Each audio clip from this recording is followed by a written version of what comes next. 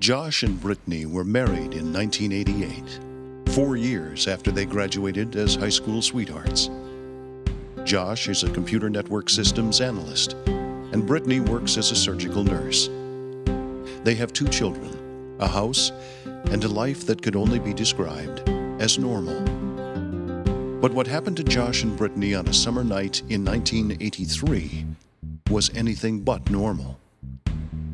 Britney lived in Cadillac, and Josh grew up on a farm between the villages of Falmouth and Prosper in Missaukee County.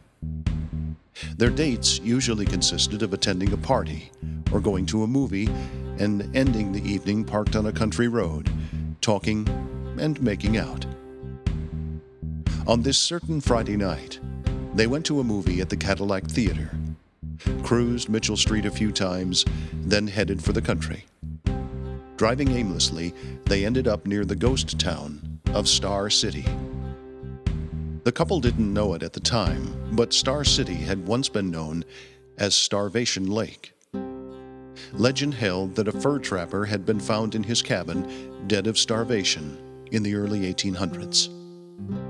A few years later, land speculators had attempted to create a resort town and changed the name to Star Lake. After the failure of that venture, it became known simply as Star City. All that remains there today is an abandoned schoolhouse and a cemetery. Driving a quarter mile down a dark gravel road near Star City, Josh parked on the shoulder.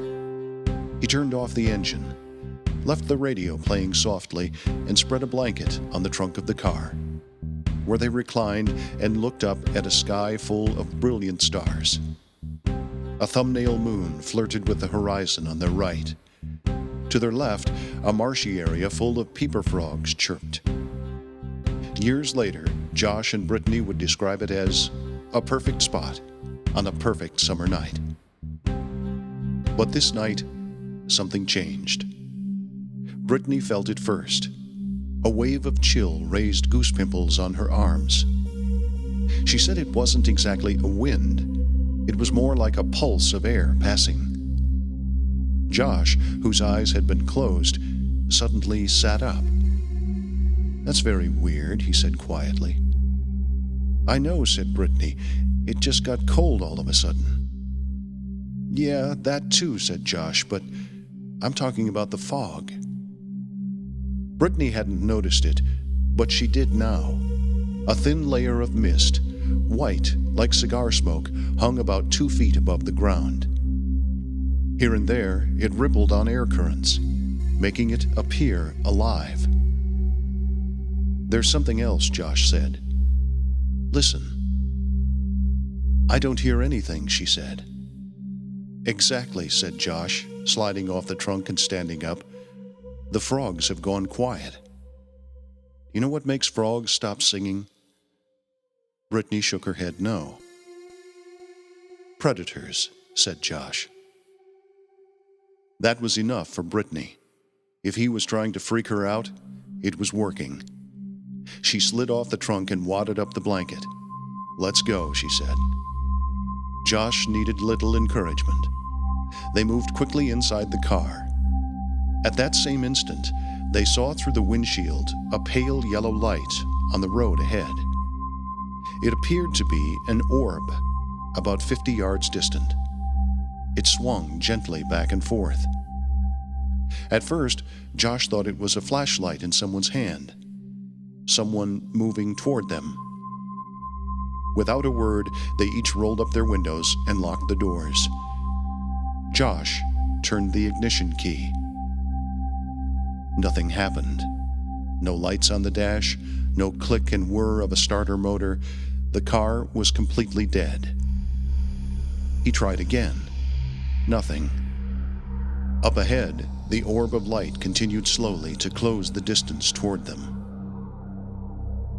"What the hell?" Josh said, slapping his hand on the steering wheel.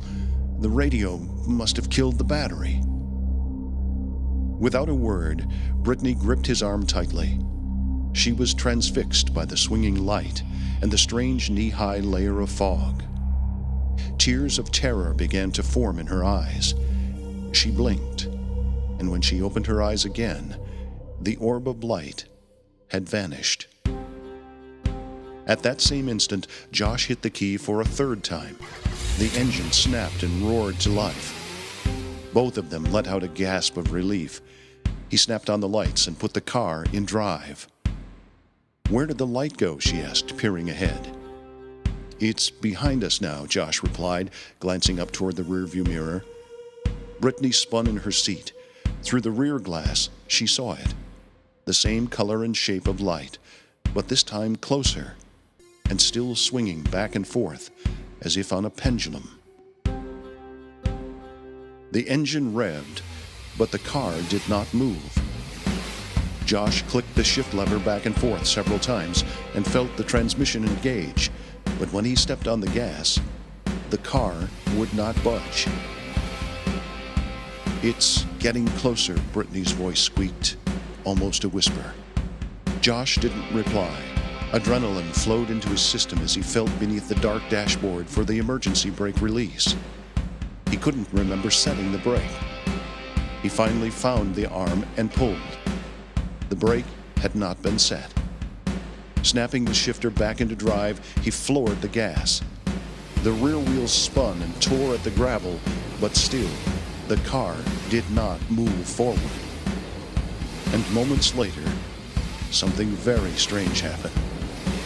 The car started to creep backward. The wheels spun and stones clanked off the fenders and frame.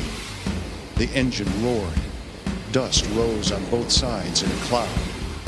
The speedometer read 50 miles per hour, but the car was dragging slowly backward. Britney screamed. She was near hysterics. Josh pressed his foot hard to the floor, glaring in the rearview mirror as the orb of light was now just feet from their back bumper. Then, in a single brilliant flash, like a puff of gunpowder, the light was gone. The car leapt forward and rocketed down the road. It took every bit of driving skill Josh had to keep it in a straight line. After a half mile, he finally let off the gas enough to regain confident control. Britney had curled into a fetal position on the passenger side. Her breathing was choked surges. Coming to a paved road, Josh wheeled left to the south, toward home. He laid a hand on Britney's leg to comfort her, even though his own heart was still pounding. He checked the mirror several times nervously, but never saw the orb of light again. Safely back at his parents' home, Josh and Britney recounted for each other their individual experiences. They talked until sunrise the next morning. In the light of dawn, they managed to convince themselves they had imagined the whole thing. They agreed they would never tell anyone about what had happened. And until this moment, they never have. The Haunting of Northwest Michigan.